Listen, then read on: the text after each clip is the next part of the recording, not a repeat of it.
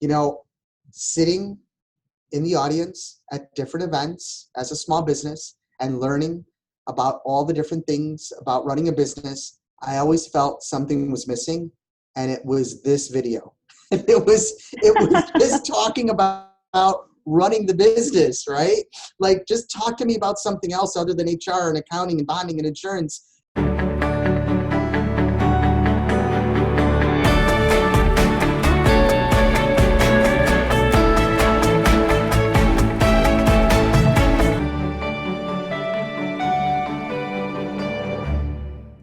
I think today's a really good topic because sometimes you're working so hard at learning everything you know to run your business, right? You're learning about accounting and marketing and human resources and all these things to help you, run, build, and scale this business. But no one ever talks about outside of those things, what are you doing to help grow? Because too often, I know I was working with my head down, working hard, and just trying to get things done and using every minute of the day and time in the evening to just get work done. But when do you find time to actually just work on growing the business, and how does that look, and how are other entrepreneurs doing that? And I think your goals and your objectives and how you want to grow change so frequently, and like taking a minute to stop to think about that is really difficult unless you make yourself do it, because there is so much day to day. And like you said, you're the office manager, the executive management, the strategic development, as a business owner and an entrepreneur, you're so many things. How do you stop to really think about, is what I'm doing efficient?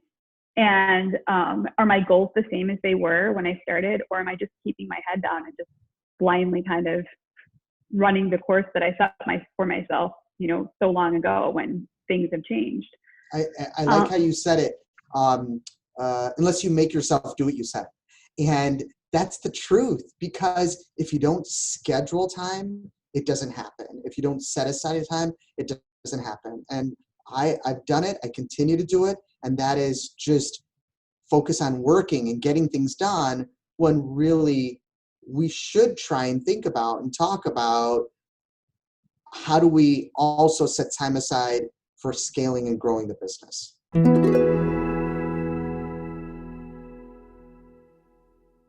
What could be a good tool? Like what kind of strategies have you used to plan and how to implement that and make that a priority? Yeah, and when I share my thoughts, I mean, I've made all these mistakes, right? So I wouldn't say, hey, I read a book and I want to share some ideas on something I read. I went through this and I still continue to go through it. And so when I talk about sharing these thoughts, it's like, hey, entrepreneurs don't often enough talk to each other about the challenges of growing the business, of scaling it, of everything else that goes on outside of delivering our product or service. One of the simple things, and a lot of these we know, I mean, it's nothing really new. There's not some secret that's going to come up, but just more of a reminder. And one of the top ones is just planning and then prioritizing. So planning not on work to be done, but planning what we think the business looks like in 1 year, 3 year, 5 years down the road, and then prioritizing some time to work at that. Mm-hmm. Well, and reevaluating that too, right? And making sure that perhaps you're not expending too much time and effort doing things that maybe somebody in your organization or outside of your organization might be better equipped to do, making sure that you're building the company's goals around your resources, around the market, the way your market's changing, the way your life is changing, the way your business is changing, and also making sure that your plan is realistic, right? And that you're constantly, like you're saying, like reevaluating what is a priority. What's a priority today isn't necessarily going to be a priority 2 months from now necessarily, even if you aren't successful in accomplishing that goal. Yeah, we all have energy, and we take our energy and resources and we apply them to our business and to our life in hopes of getting something back, something, a better life, and a business that lets us have a better life. And I was thinking about when you said it, it's like sometimes though we're working so hard, when we look up, we're like, wait a second, where are we? Is this where I was supposed to end up? And it reminds me of when the navigators came out. I was like, I just put the navigator and I wouldn't think about it. But there were a couple times I put it in the navigator and I ended up arriving and I'm completely in the wrong place. So I think about that sometimes. It's like, if we're not too careful, or if we don't have a little strategy, and like you said, revisit it, right? Look at it and say, is this where I should be going? So that planning, right? That planning is a big part. And I think it's something we think about, but really knowing, hey, this is where I'm headed, and then prioritizing to revisit that and see, where you are on that path. Mm-hmm.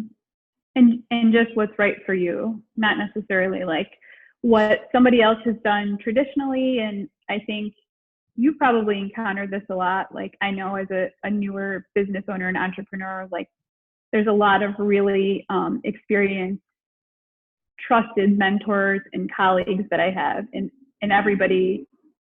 everyone has shared with me what they think I should do instead of necessarily what I could do, because everybody's path's different. And so I know enough to value that person, what that person's sharing, and how I want to plan that for my business and for my future, and realize, like, what would the end result be if I executed this plan?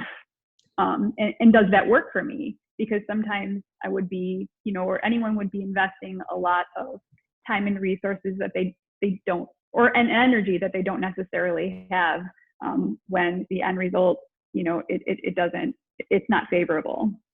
Yeah, and I like, so what I heard you say, which is good, and it happens, is these people who are sharing these thoughts, they mean well, right? I mean, they do. They mean Mm-hmm. well. They're sharing their perspective.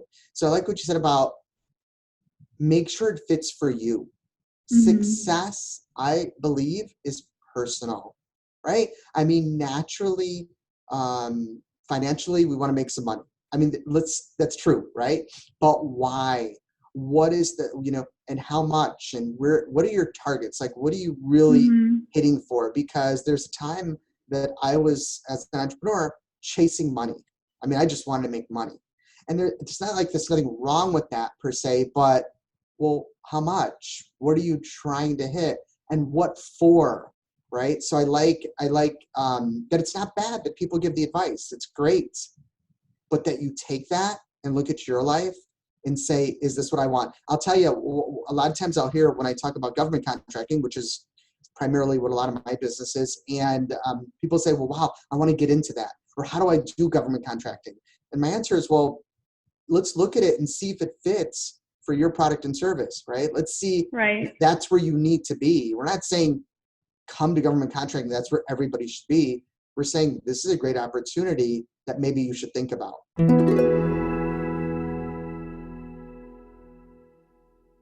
There's a lot to be gained from other people's experiences, even if it isn't relative to your own, because it's always, I think it's always really valuable to see another person's perspective, and it helps you relate to them as a client, a colleague, a friend, just, and you might be able to share and impart those same experiences that that person is sharing with you to help somebody else.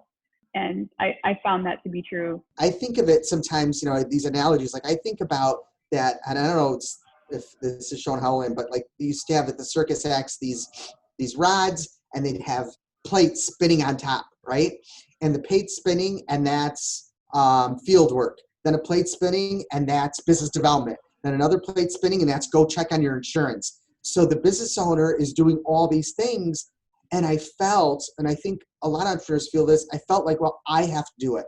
I'm going to do it the right way. And you alluded to it Yeah. earlier, and it was hard for me to realize that, hey, it's okay to delegate some work and to subcontract some work and to get people to work with you. And not do everything yourself, because the reality is what you can do is only so much. And then if that's good for you and that's your business, is that you are your business and that's it, that's fine. But if you're looking to grow something, that was a hard thing to let go and know that you need to get some support. Well, and the support isn't always going to be to your standards. Especially if it's an employee, like things aren't always going to be done to your standards. And, there's, the way I see that, there's a couple different things. You can pay a premium and a fee sometimes to have a professional do something much better and much more efficient and much more articulate and goal oriented than you could do. And it's at a premium, but you get what you pay for. And the same goes for an employee that you wouldn't necessarily get the return out of if you micromanage them. If you tried to make them do what you wanted to do the way you wanted to do that, like learning about them, their goals, investing in them, and kind of pairing what they want to do and what they're capable of with what could help you grow your business, is where I found a lot of people become very successful, because you're only successful as the happiness of the people who are around you in business and in life. Yeah, and the team you set up, right? You're as only good as the team you set up. And the culture. But here's what goes through your mind sometimes. You're an entrepreneur, you get someone to come help out, and then you're like, that's not how you should do it, or they're not doing it good enough. They don't care. You know what? They don't have the what I believe the energy they should have. They're not performing at the level that they should be performing. And the reality is this, and I've seen someone ask, they said to a successful entrepreneur on something else like that, they said, how do you get your employees to work as hard as you do? And the answer is, why would they? They don't own the company, you do. And really the goal is not so much to get them to work as hard as you do, but to bring out the best in them. To be able to get the best out of them for what they can bring to your group. And as I say it, I'm telling myself that again. As I'm saying it, I'm like reminding myself of that, because it's not what I found as I've had more employees is there's employees who perform at different levels, and it's not always equal. And so initially you're like, oh, this person works a lot harder than this person. This person must not care. No, that person's giving their output, and there's different levels. So you have to jump into that, because, I was hesitant because of all those feelings I had, like they're not going to do it the way I do it. It's like designing the system too. If you're designing the system the same for everyone, and you're, software, everyone's trying to sell you different software, project management software, more elaborate software. And this software can do a million different things and has all the bells and whistles, and it can really help you hone in and streamline your profitability. If you don't have the adequate training, monitoring, support, understanding on all levels of how everybody's going to contribute to that software, it's not going to work.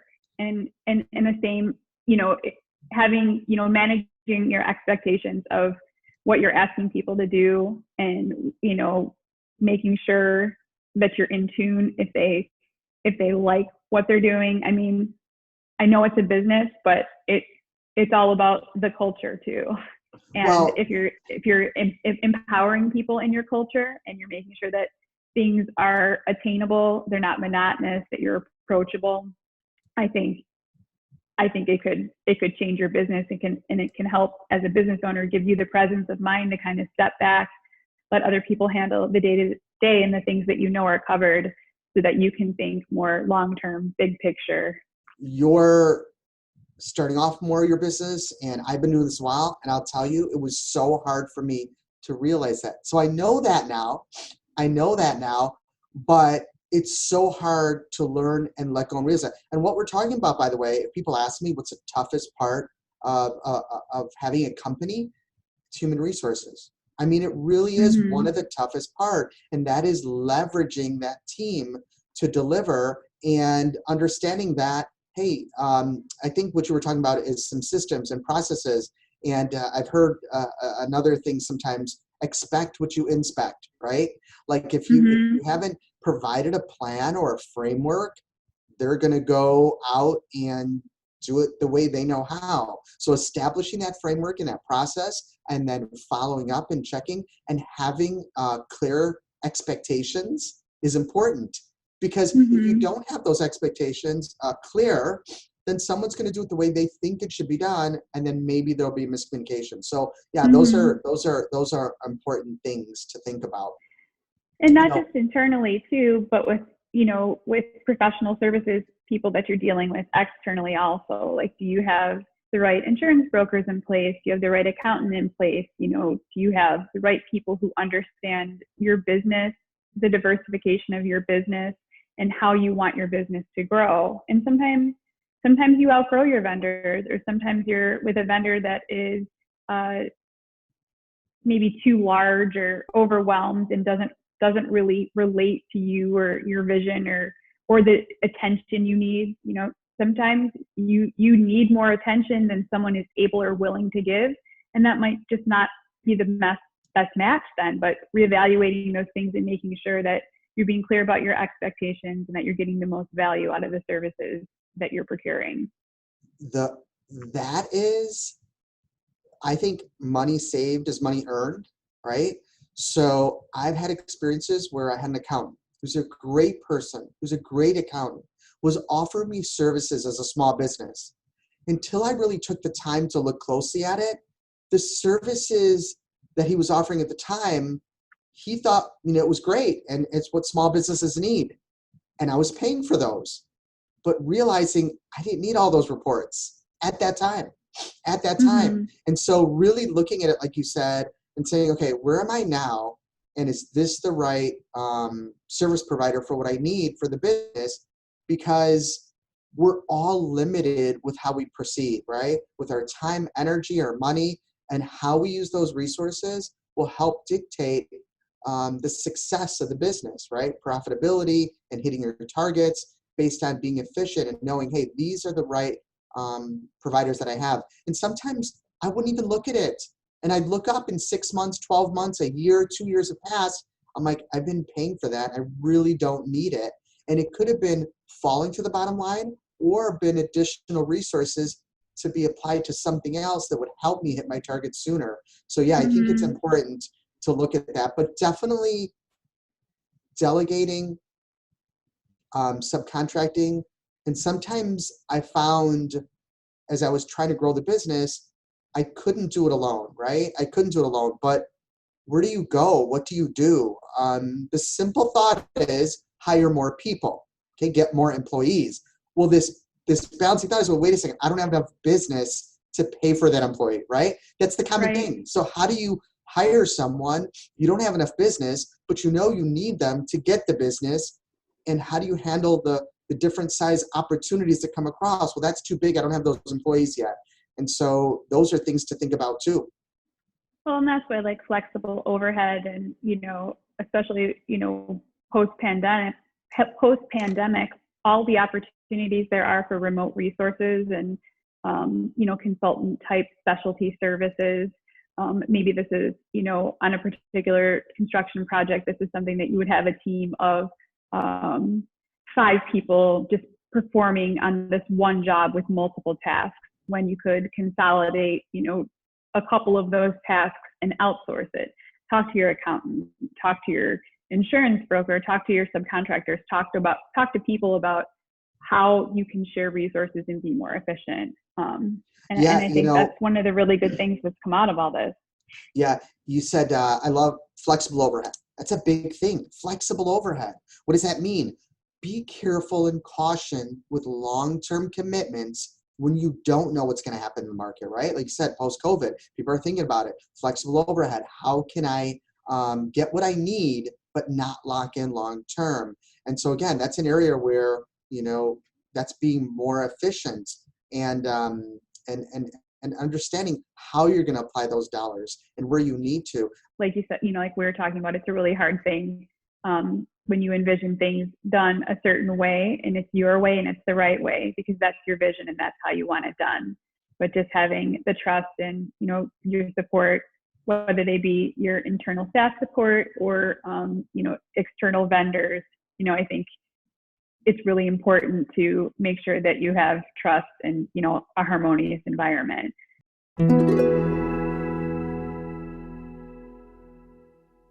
Some of the other ways that I've observed or experienced people working together is through teaming and joint ventures and informal mentoring and things of that nature, and it all depends on the owner and the opportunity, but I think there's more opportunities than ever to work under those umbrellas and really, have a large company benefit from just as much as mentoring a smaller firm. Have you had experiences with good experiences with any of those, or bad experiences with any of those types of relationships or agreements? Yeah, it's not black and white. You grow your business, hire an employee. You grow your business, hire a second employee. And it's not always that clear and simple, because the opportunities come in waves. And it's like, well, what are you doing? Just growing slowly and waiting? How do you scale a little quicker? Well, we touched on, hey, you can delegate and subcontract. And part of that is also teaming and joint venturing. And what do I mean by that? I mean that maybe it's a contract employee. Maybe that's a person, especially in this economy, that they're just consulting and you could use their help. It might cost you a little bit more perceptively.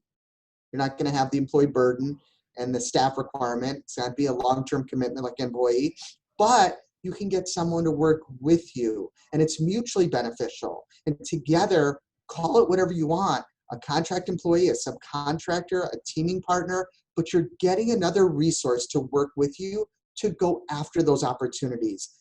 Being honest with each other, knowing that if you get to a point where you have enough retained earnings or enough workflow, you may hire an employee to handle that. But down the road, you have this sort of trusted now teaming partner that you can work with together. And if it's formal, it's a joint venture, right? So what we've been able to do is I've had contract employees, and some of which are still with me today, and it fits. And sometimes I'll hear, especially in the small business programs, well, no, they're supposed to be your employee, right?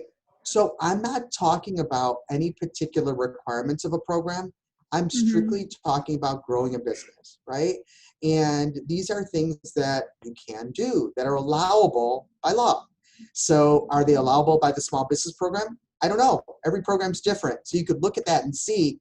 But I think for the most part, with good intentions, small businesses teaming, coming together, or having sub-consultants is not really frowned upon if it's part of growing, right?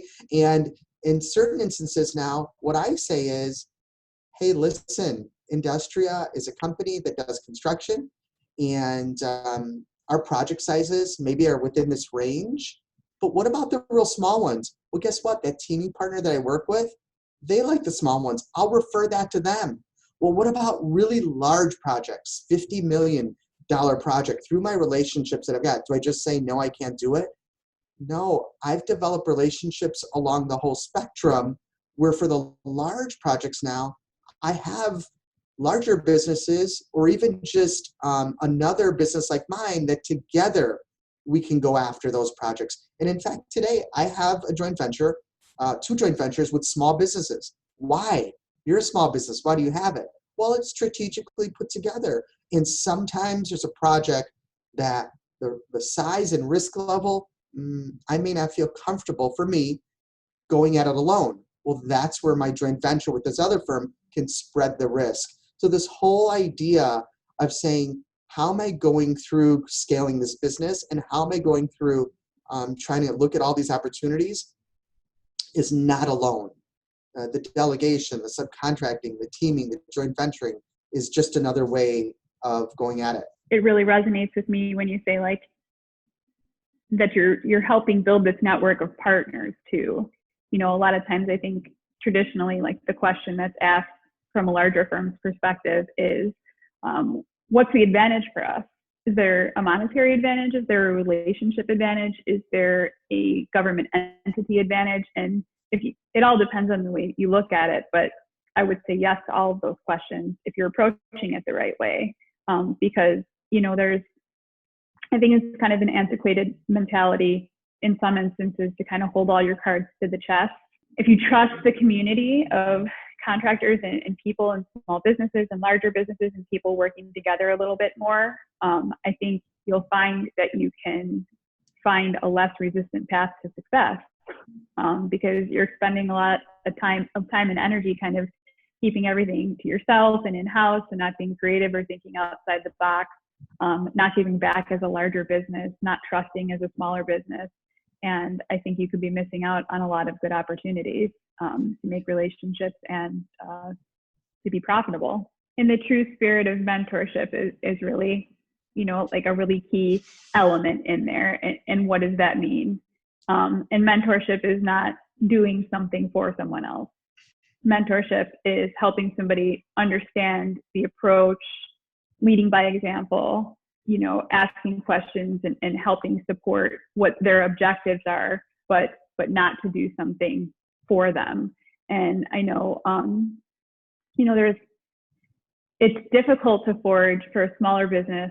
Actually, it's difficult on both ends. Having worked for, general contractors and subcontractors, large and small, finding new and different ways to work with different people and make new relationships, it's a really challenging thing. And I think it all depends on, what agencies do you work for? Who are your clients typically? You're not necessarily going to pursue a mentorship as a local municipality contractor who does a ton of federal work. That's not a good marrying of two companies who could learn a lot about each other unless they're trying to do something completely different. The Tollway has a really cool program called Partnering for Growth, the P4G program, where a larger firm can mentor a smaller firm. There's a list of, predetermined objectives, but they're open to creative objectives as well.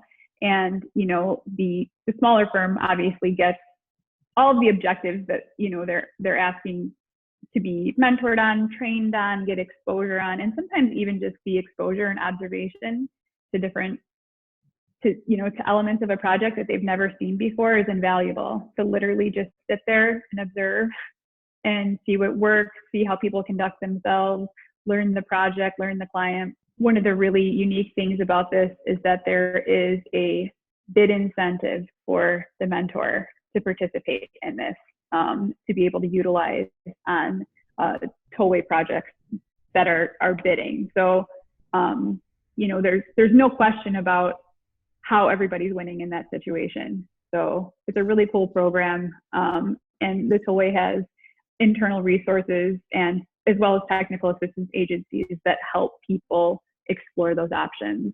Dana, these big companies are just using you. That's all they're there for. They just want to use you. That's the thought, right? It's like, well, I'm going to do that. These companies are using you. Listen, we know that things happen at all different levels, and you may feel a certain way sometimes, and there may be times that could occur. That happens anywhere and everything we do. But I can say from experience, and I do believe, as you're alluding to, that if you can find that mutual value, there are companies that want to mentor. There are companies that'll say, wow, but I'll tell you what they're looking for though. Let's be honest about it. They're looking for firms that believe in what they do, know they do a great job, are going to deliver, right? So it's that value. It's that, hey, we're good at what we do. We can bring this to the table. And then you introducing to those larger firms, hey, by the way, I don't know if you're aware, there's a mentor protege program, right? There's a Partnering for Success program. There is a bid incentive program. So here you come, not just saying, here's my bid, or hey, do you want to work together? You're thinking about it and you're bringing value to that partner. Whether it's listen, I partner with companies that are bidding against me sometimes. But we come together and we'll have a discussion and we'll win something together. And then the market's like, oh my God, look what those guys did, right? Keeping those same goals. So that's why, definitely I think there should be a discussion in your arsenal of energy. What's worked for me is doing my work. That's my core work. I do my work. but I also have some partnerships. I also have some teaming relationships. I also have a couple joint ventures. That's worked for me. Depending on your product or service, what market you're in and what you're doing, it's something that I think should also be looked at, most definitely. And here's what I do. It's a date. I mean, we're looking for a date. And I'll tell you right now, there's an opportunity in the market. And this opportunity can come together for a smaller business and a large business. And I'm familiar with this opportunity. I've looked at it, and it's going to help me to expand, bring in what I'm looking for, which is more profitable revenues to add to the company. But what I'm looking at is who's the best partner for that. And I'll go out and introduce myself to these firms, not trying to sell them, but sharing with them the idea, sharing with them the opportunity, sharing with them what I can bring to the table, what I think they bring to the table, and sharing how I believe it's mutually beneficial. It's yet to be seen if they agree with me or not. And I'm not trying to sell them. I'm trying to see if whether or not there's a fit. That's how I look at it now. And then I actually will decide, well, maybe not. And I've had it. I don't know if that's the right company after we have discussions. Yeah. So it is a dating thing. It's not just trying to find a company, musical chairs, right? Let's just find someone. No, think about how optimally that relationship perform, because guess what? It is a relationship, and we know relationships can be difficult. Don't tell my wife I said that. I'll keep it between us. But you brought up a good question. You know, you can't walk into a situation at the start of a relationship and not at least be thinking about, you know, what could a mentor or a larger firm gain from this partnership? Because that's not something, that's not their job to necessarily advocate, or, you know, that's not the larger firm's job to determine what they can gain from it. I feel like that has to be like a really creative, thoughtful thing from some of the smaller firms on, you know, how all the ways that the relationship can be mutually beneficial. And I do think, you know, you had alluded to there's some instances where perception is that the larger companies don't care about the smaller companies, but it's attitude too.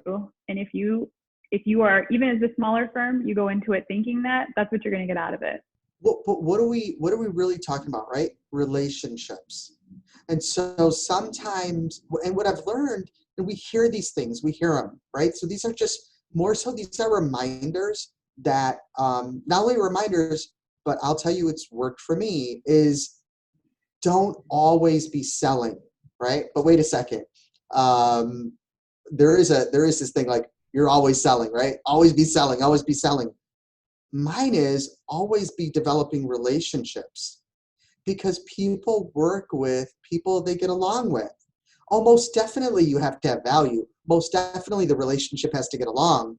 But, you know, I'll tell general contractors, if I'm generally a prime, but I'll tell other larger firms if I'm working with them, hey, if there's anything I can help you with, let me know. I may know another firm that offers the services or has a diverse category that you're looking for that can bring value. So I'm not just that person who they give work to. I'm someone who they've gotten to know and trust. And if they can know and trust me, maybe we could do stuff together. Maybe I could refer other people to do stuff. So that relationship, if it's meant to be, will develop into greater opportunities.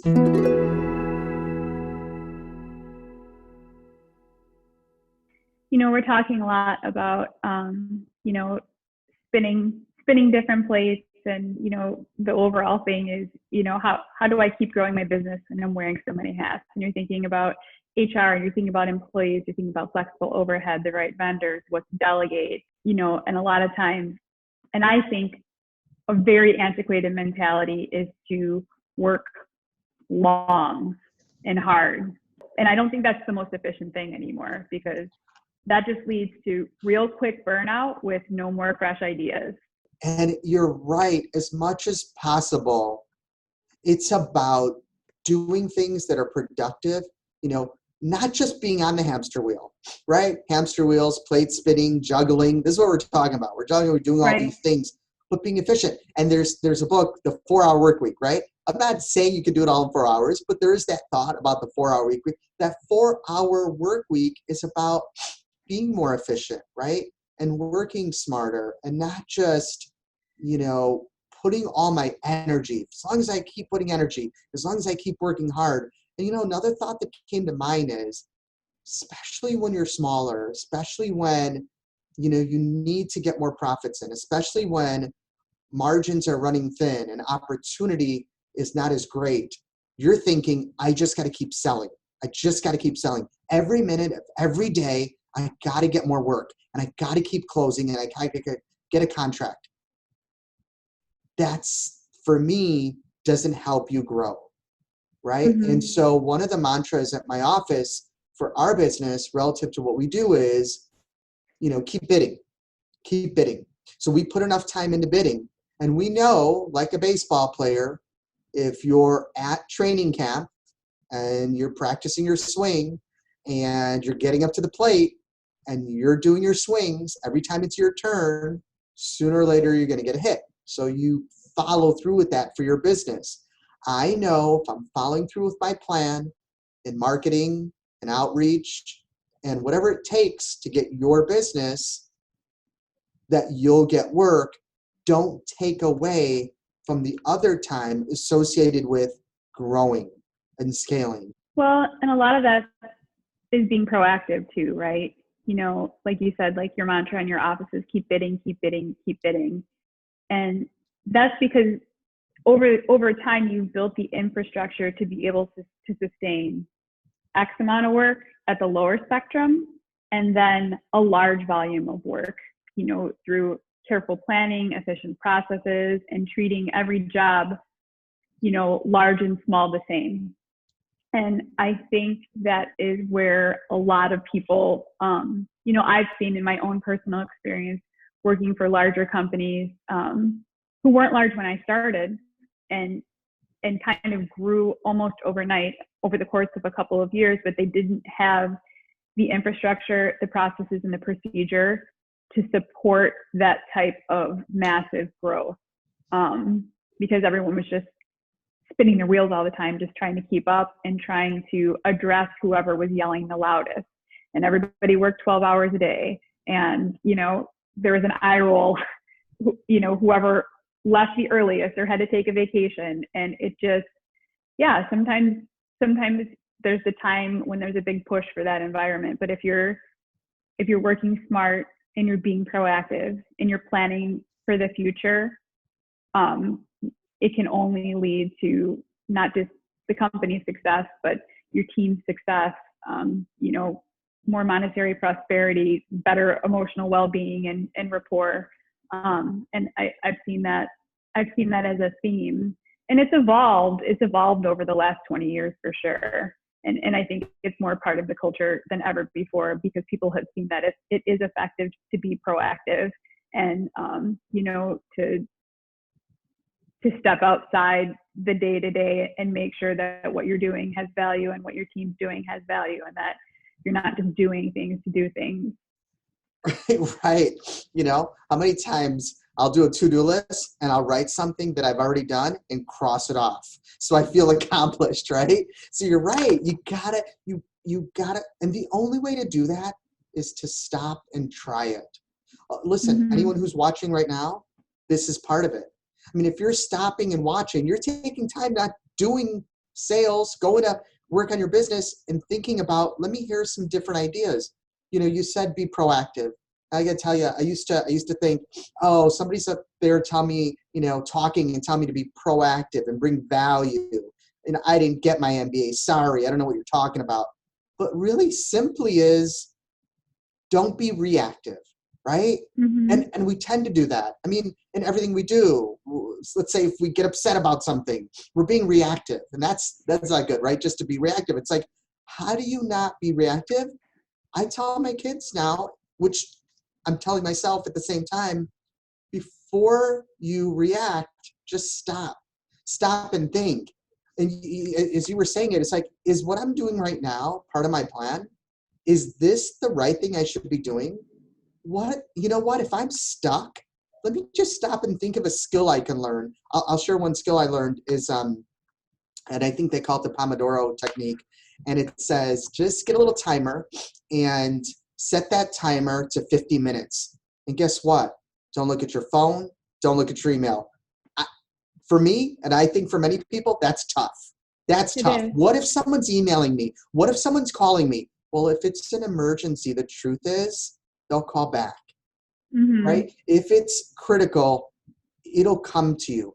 But 50 minutes focused on doing something, 50 minutes to think about how to grow your business, 50 minutes to think strategically about how you can help scale your business.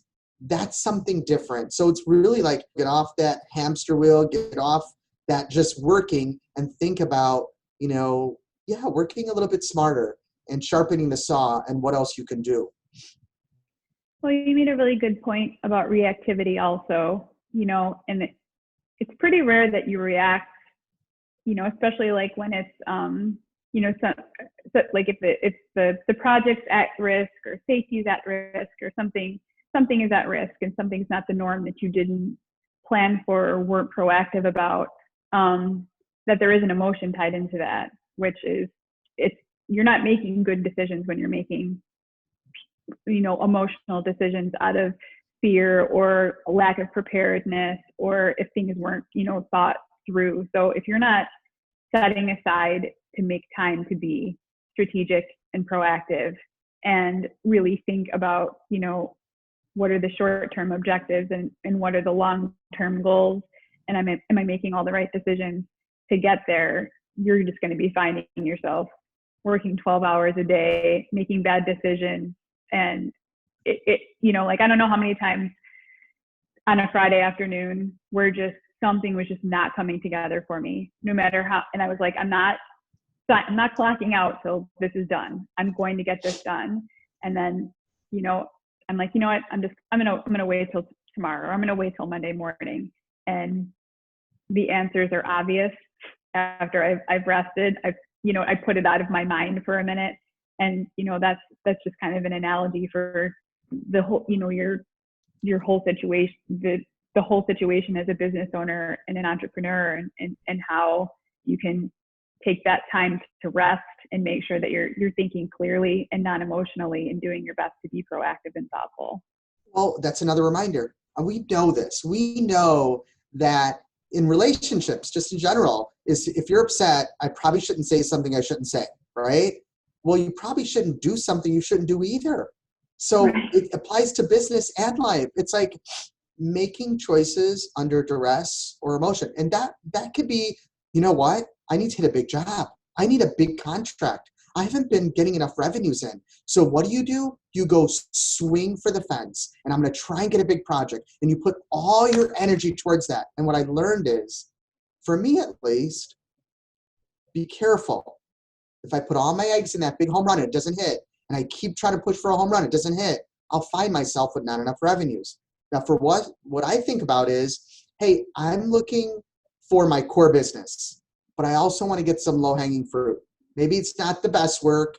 Maybe it's not my favorite work, but it's revenues, and it helps pay the bill. This is low-hanging fruit. It's ripe. I can get some, and it's going to help me with my business. And then I just go for second base. I just want to get some work. This is what we do. We do it good, and I'm going to get my share of the work.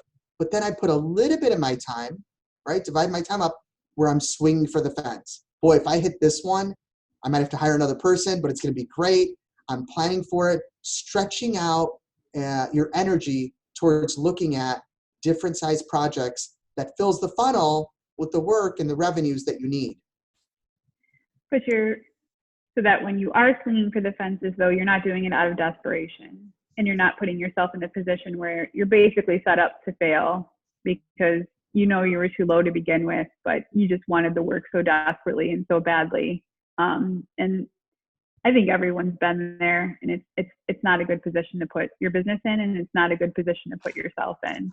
And I know that's really easy to say, and it's not always easy to keep in perspective, when you're in that situation. But the more decisions you make like that to go after work when you're you're feeling emotional, depleted, a little desperate, it's probably not a setup for, it's not always the best gamble.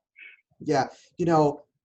As I've grown the business and looked at how do I do it better, right?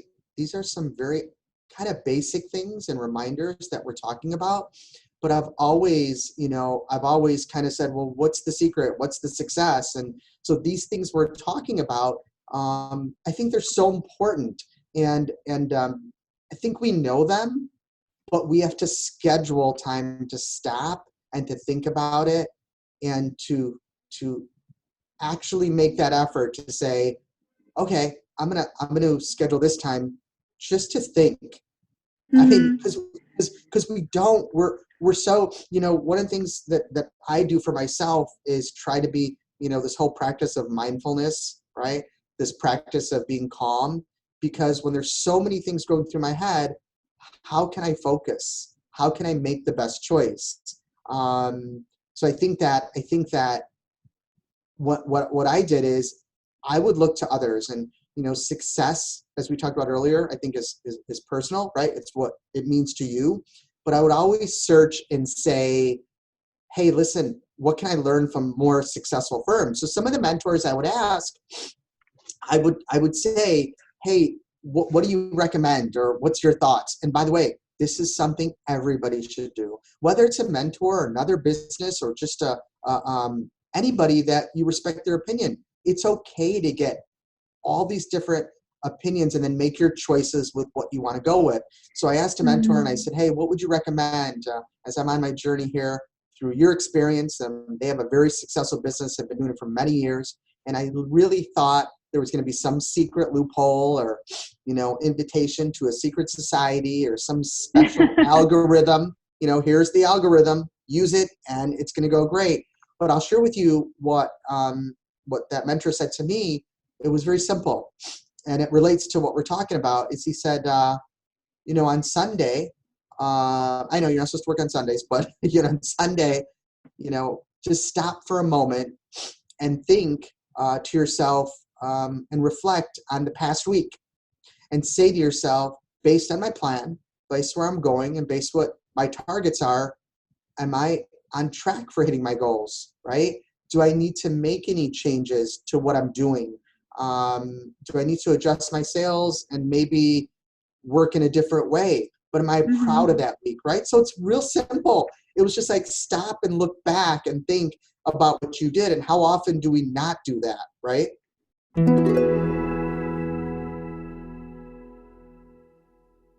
A lot of times, self-reflection is good. And I also, it's important. It's not good. It's important. It's essential.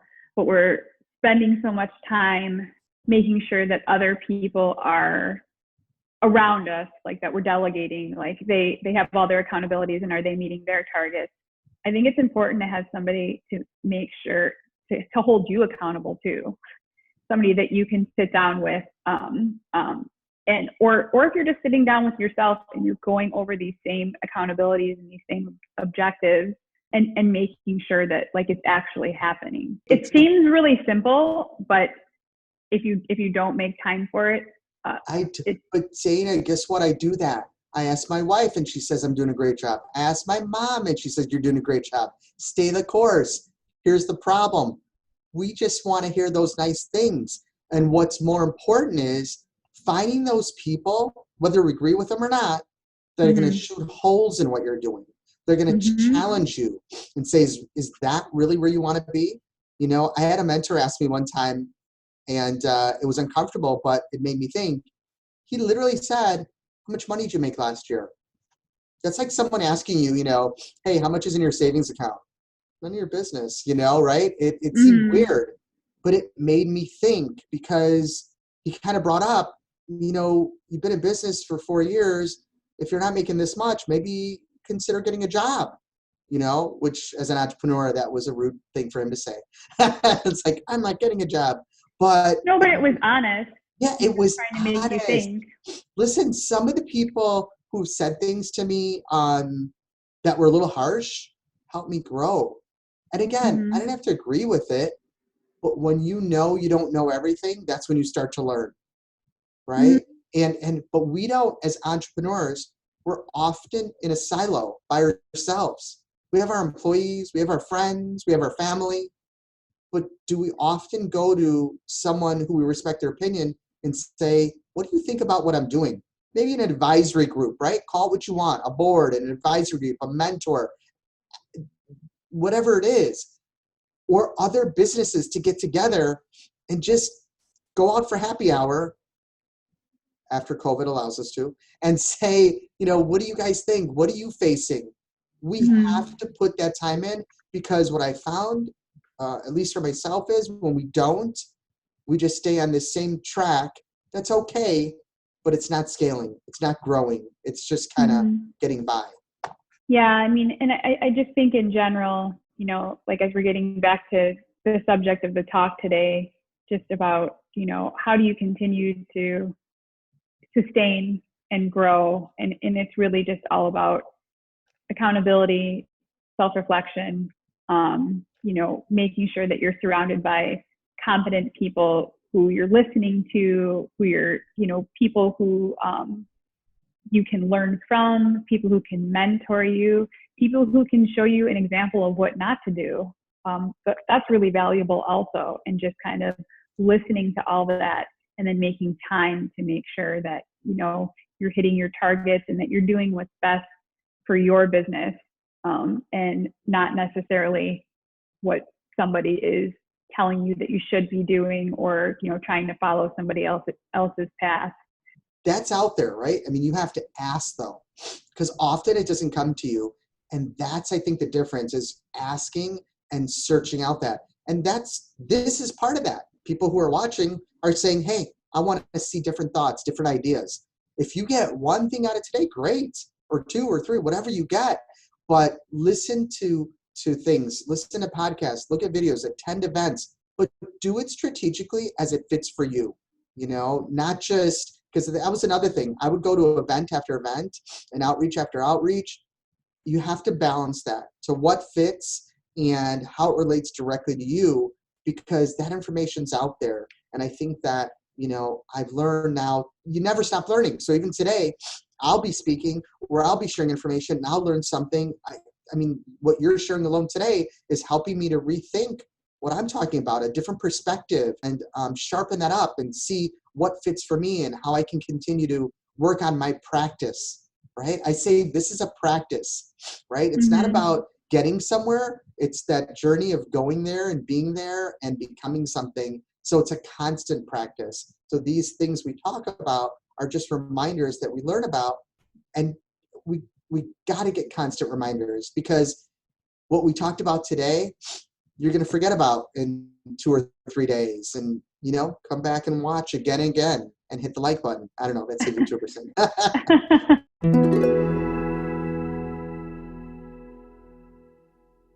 Here are some reminders. Based on what we discussed, to think about planning and what it means to you and where you could put time for it. Think about prioritizing. Think about how you can scale your business, maybe by delegating or by subcontracting. Think about how it might fit for your company if there is ways to team or to joint venture, so that you can work smarter, not just harder, and get off that hamster wheel and put some energy into sharpening the saw for your business. Mm-hmm. And I think another way to do all those things, and as you're making time, you're delegating time, and you're separating time to look at all those things, it can get really overwhelming. And it's hard to see things from a fresh perspective. And one of the things that I've always found helpful to do as a team is to figure out, what are our end goals, and in what priority, and what are the small steps that we can take to get to those goals. Sometimes we'll be doing a couple things concurrently. Sometimes we're just working on getting through that one bullet point to get to the next step. But I think that really helps keep you on track. And like you said, just always reevaluating, are we doing things just to do them, or are they really efficient? Do they have value? Do the team members feel connected? Are we being communicative? Are we making the most of our resources? And, where do I really want to be or where does my company really want to be, and where does it fit into the market right now? And do I need to pivot? Do I need to diversify? And just always reevaluating and accepting that sometimes what can be perceived as failures are just experiences to learn from, and that, things aren't always going to go as you plan, but the best you can do to be proactive and thoughtful, the more success you'll find in the end. Yeah. Sitting in the audience at different events as a small business and learning about all the different things about running a business, I always felt something was missing, and it was this video. It was just talking about running the business, right? Like, just talk to me about something else other than HR and accounting and bonding and insurance. And so hopefully our discussion today is helpful to some of the small businesses out there facing similar challenges as they grow their business. I hope so too, David.